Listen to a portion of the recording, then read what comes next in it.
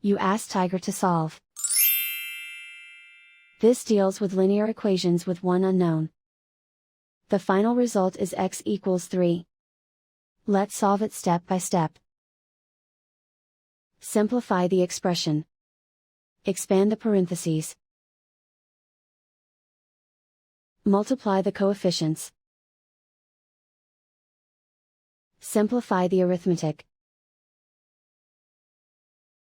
Group like terms.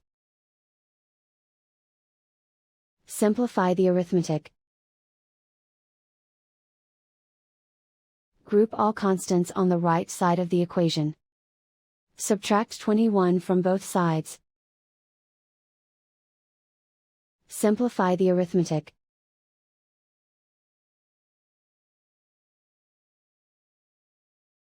Isolate the x.